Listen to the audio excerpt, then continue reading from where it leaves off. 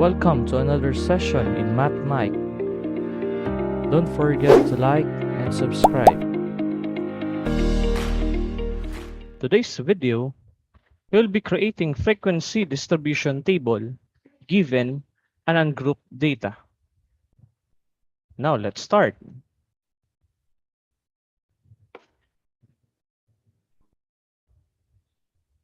Below are the scores of 40 students in mathematics statistics test. If you observe, we have here a raw data, which is an ungrouped data. Our aim is to create this given ungrouped data to a group data using frequency distribution table. To start with, we will first identify what is the highest and what is the lowest value. Based on the observation, the highest is the 97 and the lowest is the 43. If you already identify the highest and lowest, so we can proceed to the next step, which is computing the range. How to compute the range? All you need to do is identify the highest and lowest and subtract them. Based on the given, and we do that one earlier, highest value there is the 97 and the lowest value is the 43. If you subtract directly, we have now the result of the range. So our range now, if we subtract 97 to 43, results to 54. Next step is to identify the class interval. How many columns will be creating in the frequency distribution table? To identify the class interval, all we need to do is use the formula 1 plus 3.322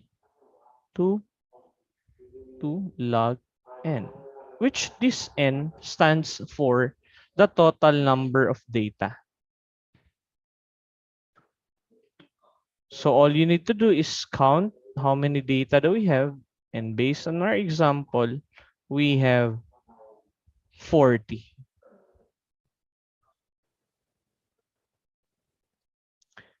All you need to do is multiply and add directly to 1. So log 40 times 3 plus 1 results to 6.32.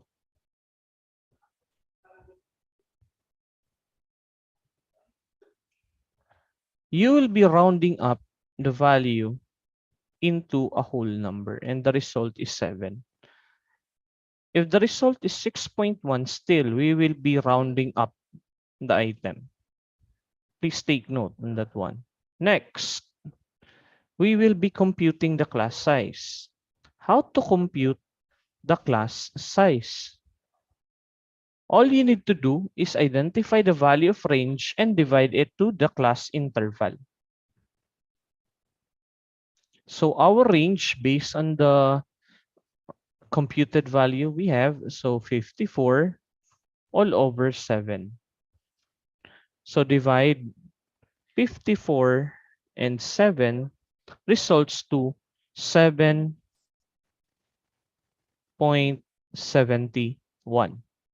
Now take note, we will be rounding up the item now. So rounding up the item results to 8. Therefore, we have now the elements in creating frequency distribution table. Again, we will first identify the lowest and highest, then directly get the range by subtracting the highest to lowest, followed by identifying the class interval using the formula given, and lastly is to compute the class size. which is dividing the range all over the class interval.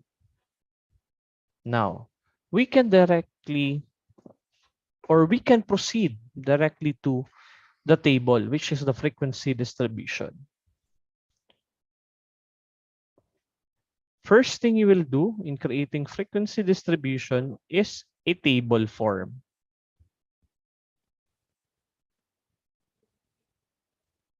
Okay. Then create 3 columns. That's it. So if you create 3 columns, now you will first write on the first column a class interval, followed by a tally, and followed by the frequency. These are the basic elements of your table or the frequency distribution table. Now, let's proceed now in applying the class interval. How many? Based on the computed value earlier, we have 8. So therefore, we will be creating 8 rows. 1, 2, 3, 4, 5, 6, 7, and 8.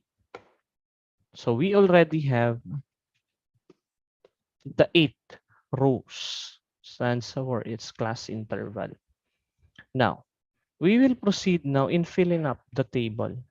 Always start below, which is the lowest value of the data, which is the 43.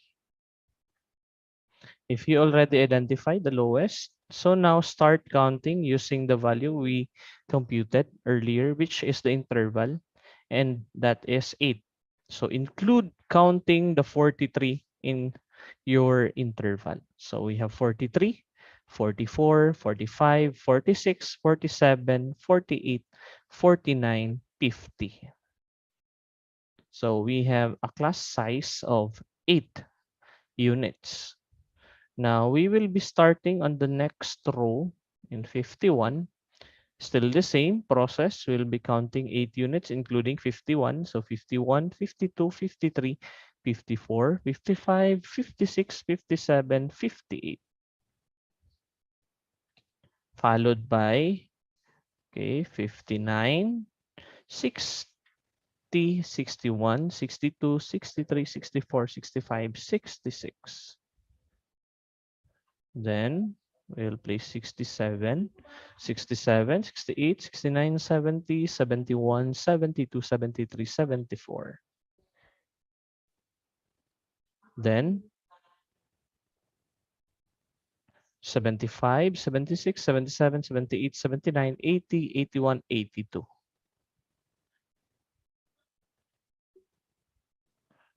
Then we have 83, 84, 85, 86, 87, 88, 89, 90. And last row would be 91, 91, 92, 93, 94, 95, 96, 97, 98. Okay. Now please count the class interval. So we must have 7. 1, 2, 3, 4, 5, 6, 7. Okay, correction. We exceed the number of rows. Okay, so we must have only 7. Okay, 7 class in our table.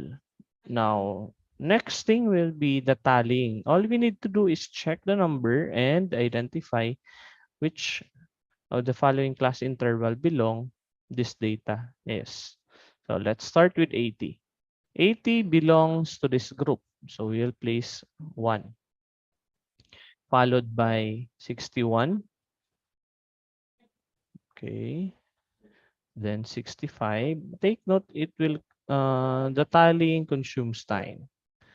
Okay, so it depends to you what strategy you'll be using to make it more simpler in tallying.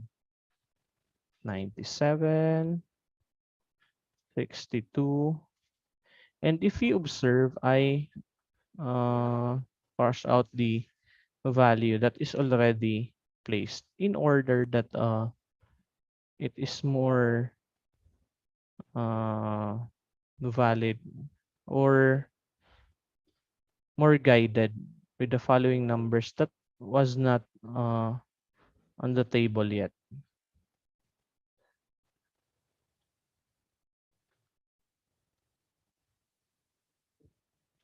Okay, 64, 67,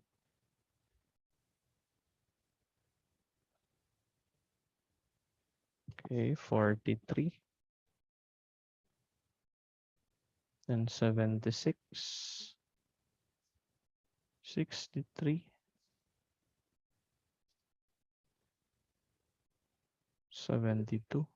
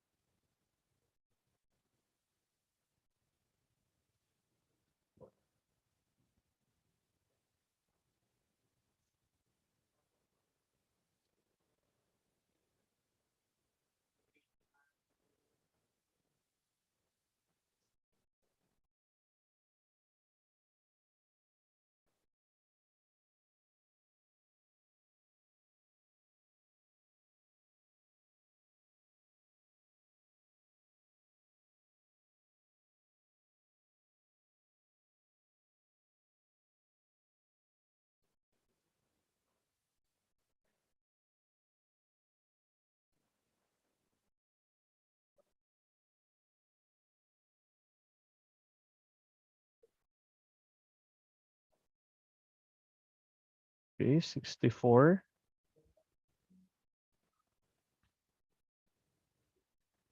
then 87,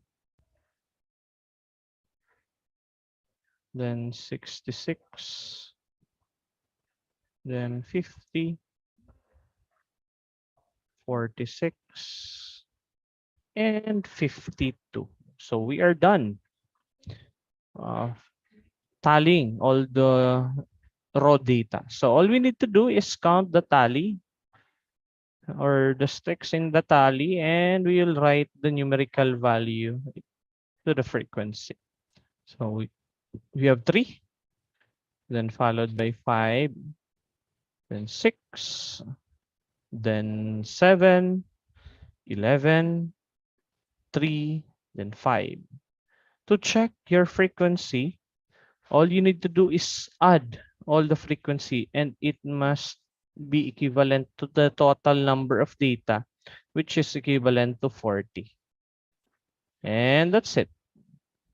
So we are done creating the frequency distribution table given ungrouped data.